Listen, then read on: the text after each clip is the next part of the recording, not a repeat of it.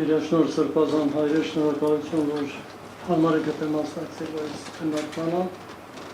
շնորհակալություն նաև պարոն Զուրաբյանին, այս կարևոր քննարկումը կազմակերպելու համար։ Ես սկզբունքորեն համամիտ եմ, որ ինստինկտյան այս հարցադրումները չպետք է լինեին հրատապ, անգամ արդիական, բայց ցավոք պետք է արձանագրենք, որ դրանք ձեռք են բերել արդիականություն եւ դրանց քննարկումը ինստինկտյան դարձել է անխուսափելի։ Եթե ինձ հարցնեք, բայց դեպքում ինչ հարցադրումներ կան, որ դուք համարեք առավել արդիական, ես կասեի եկեղեցու հետ կապված, ձեռք չեմ թողնում ինքն թողնեք մյուս հարցադրումները կապված մեր երկրի անվտանգության, տնտեսական, սոցիալական, քաղաքականության մյուս ոլորտների հետ։ Վերացած խնդիրն այն է, որ այսօր եկեղեցին, ինչպես նաև հայտարարության տեքստում դուք նկատեք, ըստ էության ճանաչում է որպես միջնադերձ։ Այս տերմինը վերջերս է շրջանառության մեջ կարծում շատ հաջողված եզրույթ է, որտեղ բոլոր արժեքների, հոգևոր մշակութային արժեքների, ազգային ինքնության համատեքստում եկեղեցին միջնադերձ է։ Եկեղեցուն հասնելու համար իսկապես պետք է մի քանի ազգային ինքնության արժեքներ ոտնահարել։ Եվ այս տեսանկյունից, եթե մենք եկեղեցին իսկապես ինչը սահմանադրությամբ է ամրագրված այդպիսին է, ապա խելամիտ քաղաքականության դեպքում, եկեղեցի պետություն խելամիտ փոխհարաբերության դեպքում մենք ունենենք հսկայական հաջողություններ։ Մենք որևէ կառույց չունենք համահայկական, որը ունենար ցանցային համակարգ ամբողջ աշխարհում, որտեղ դուք գիտեք, որ հայ եկեղեցին ունի բոլոր թեմերը, կառույցները աշխարհի բոլոր ծայրերում եւ կարող է հսկայական աշխատանք կատարել ի նպաստ հայ ազգային շահերի պաշտպանության։ Եվ անգամ դրանք ամրագրված են սահմանադրության մեջ։ Երբ որ մենք խոսում ենք սփյուռք հայության վերադարձի մասին, հայրենադարձության մասին, հաճախ լսում ենք, որ հայրենադարձությունը մեզ համար առաջնահերթ չէ, բայց անուշ խնդիրն է, որ սահմանադրության 19-րդ հոդվածը չի թողնում այս խնդրի լուծումը որևէ մեկի հայեցողությանը, սա համարվում է սահմանադրական արժեք։ Հայրենադարձությունը պետք է նպաստել։ Եթե հարմար չէ գտնում, որ պետք է մտածեք սահմանադրական դրույթը փոխելու, բայց ոչ թե սահմանադրության դրույթի առկայության դեպքում մտածել, թե մենք որն ենք համարում առաջնահերթ, որը ոչ։ Եվ այս տեսանկյունից, եթե մենք իսկապես եկեղեցականի քաղաքականությամբ զբաղվելը խնդիր ենք համարում, այս տեսանկյունից մենք պետք է ողջունենք եկեղեցու քաղաքականությամբ զբաղվելը, որտեղ դա միայն նպաստ կլիներ ամբողջ աշխարհին, ամբողջ աշխարհում այս շահերը հնարավորինս արդյունավետ պաշտպանելու։ Երկու թեզեր այնուամենայնիվ ես կուզենայի այստեղ խնդրել, դրանք դատողություններ ասեմ մեղադրանք այդքան էական չի, հաճախ խնդրում եմ, որ իսկապես եկեղեցականները զբաղվում են քաղաքական գործունեությամբ, ինչը արգելված է իբրև թե օրենքով, եւ ըստ այդմ նաեւ առաջ են քաշում այն, որ եթե օրենքով արգելված գործունեությամբ են զբաղվում, պետք է դրան լինի որևէ հակադարձում։ Սա մի խնդիր։ Եվ երկրորդ խնդիրը անձերի դեմ է ուղղված, սա կոնկրետ անձի խնդիրը եկեղեցու դեմ չէ։ Իմ տպավորությունն այն է, որ սա ոչ անձի դեմ, ոչ էլ եկեղեցու դեմ է։ Սա ցավոք պետականության դեմ է վերջին հաշվով։ Բայց անդրադառնանք այս հարցադրումներից յուրաքանչյուրին։ Ովքեր որ դատողություններ են անում, թե եկեղեցականը չպետք է զբաղվի քաղաքական գործունեությամբ, ես կուզենայի մի հարցի պատասխանել, ինչ եք հասկանում քաղաքական գործունեություն ասելով։ Այսօր նստած յուրաքանչյուրը համոզված եմ դրանք կտել յուրովի բնորոշումը։ Ինչի, որովհետև որ ըստ այդ բնորոշումը չկա։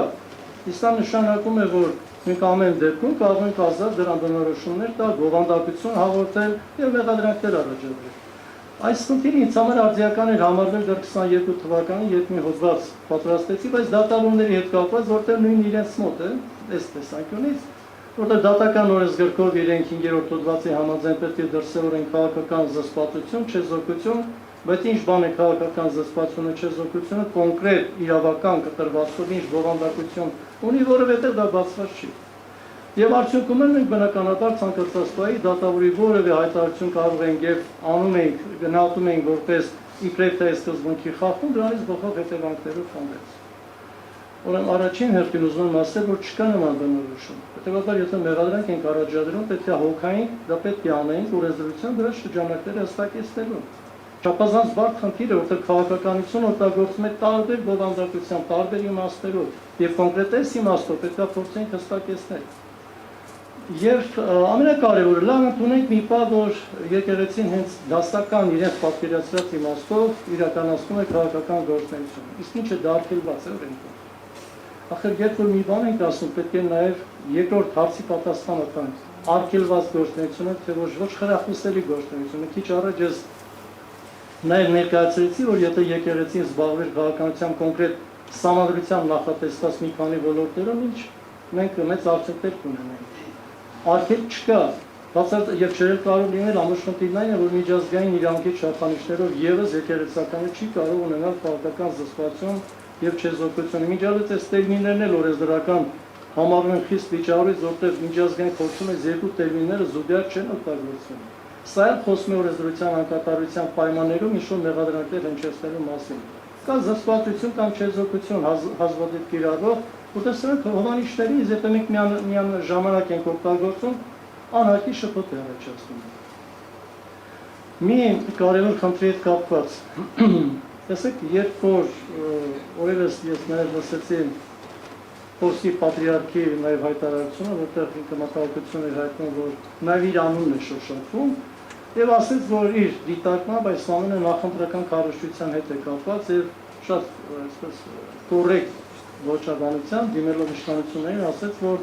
խնդրում եմ այս հարցը թողեք, դա ձեր լիազորություններից դուրս է եւ զբաղվեք ուղղակի ընտրություններին պատրաստելու։ Սա պատկերացրեք, մեկ այլ միջավայրում, մեկ այլ մոտոլորտում ձևավորված տեսակետ է եկեղեցականի, որ այս ամենը ընկալում է որպես նախընտրական կառույցության բաղադրիչ։ Մենք շատ հաճախ ենք քննարկում, թե ինչի համար է սա ծագել այս բանը եւ ինչի դեմ է ուղղված։ Դրա մասին չխոսենք, դեռ ելույթ ունեցողները կանադարան դրան, բայց բոլոր դեպքերում տեսեք, երբ ասում ենք անձի եկեղեցու դեմ, մի պահ չընդհանրացնենք եւ փորձենք հասկանալ։ Եթե մենք ասում ենք, որ անձի դեմ է ուղղված, բայց եկեղեցական մարմինների, համաեկեղեցական մարմինների գործունեությանը վերաբերող հարցերը փոխում ենք իշխանական հարթության լուծել, եւ մենք նշանակում ենք եկեղեցիները թիրախավորում ենք։ Եկեղեցին ունի իր կառույցները, կառավարման մարմինները, որոնք իրավացնում են լուծելու ցանկացած մեր եկեղեցական խնդիր։ Որևէ մեկի միջամտությունը սեվակի չի թույլատրվում։ Ես չէի ուզում անդրադառնալ պետություն եկեղեցի հարաբերություններին, պարոն Պողոսյանը հենց իր հարցադրումների շրջանակներում դրանց անդրադառնամ։ Ուղղակի մի օրինակի վրա եմ ուզում բերել այդ քաղաքականության հետ կապված, որ պարզ դառնա, թե մենք երբեմն ինչքան սահմանափակ ենք ընկալում ու երբեմն ցավոք հրամցնում այս ամենը։ Դա մտունենք շատ հաճախ են, չի ասում, որ դե եթե իսկապես եկեղեցին ուզում է զբաղվել քաղաքականությամբ, թողստեղծի կուսակցություն եւ զբաղվի։ Ինչ իմաստով է դա ասվել, դա էական չի, բայց բոլոր դեպքերում փորձենք վերլուծել այս արտահայտությունը։ Սահմանադրության 94-րդ հոդվածի համաձայն հանրապետության նախագահը չպետք է լինի որևէ կուսակցության անդամ իր պաշտոնավարման ընթացքում, չպետք է ուղղակի մասնակցի կուսակցական գործունեությանը։ Բայց 93-րդ հոդվածում ամրագրված է, որ նախագահը պետք է ղեկավարվի համապետական համազգային շահերով։ 98-րդ հոդվածում էլ ամրագրված է, որ նախագահը պետք է իր իրավասություններին առնչվող հարցերով լինի ազգային ժողովին ուղերձներով։ Որևէ դեպքում երևի տեղակ է, որևէ ուղերձ չի եղել, բայց բոլոր դեպքերում սահմանադրությունը ամրագրում է։ Եվ եթե սրան հավելում եք նաև հանրային ծառայության մասին օրենքի 5-րդ հոդվածը, որտեղ որ ամրագրված է քաղաքական պաշտոնյա է համարվում հանրապետության նախագահը, մենք չենք մեր տեղը։ Ասկան մենք ունենք մի պաշտոնյա, որում պետության գլուխը,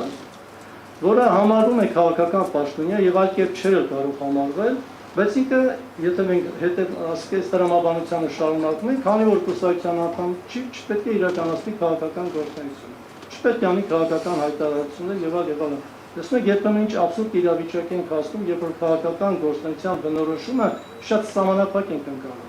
Ասեն զուտ շահերի տեսանկյունից։ Ես երկար տարիներ մասնակցել եմ անմիջականորեն